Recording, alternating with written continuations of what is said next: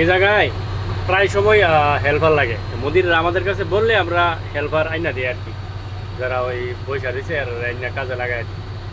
এক বাঙালি ভাই আমার গ্রুপের থেকে একবার নাম্বার নিছে, নিয়ে যেটা ওই 2-3 দিন পরে পরে কল দেয় যে ভাই কাজ আছে কিনা, আহ, কাজ থাকলে আমার বললেন।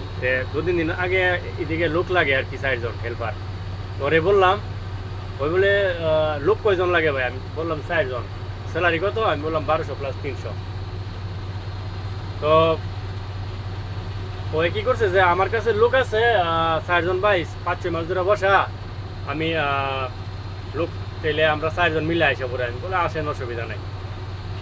এই কি করছে, না আইসা 4 জন পোলাপান পাঠাইছে ওদের কাছ থেকে, যে স্যালারি 5 মাসে 2200-2400, 5 বছরের কাজ আছে, এই কথা কয়ে 400 করে টেয়া নিছে, বুঝছেন? এই পোলাপানে বাইর থেকে মনে করেন যে বিকাশের মাধ্যমে টাকা আইনা মনে করেন যে হেরে দিয়ে এই জায়গায় কাজে আইছি। চিন্তা করেন কি লেভেলের মাদার সুদ হইলে এইসব টাকা মনে করেন যে পকেটে নিতে পারে আর খাইতে পারে।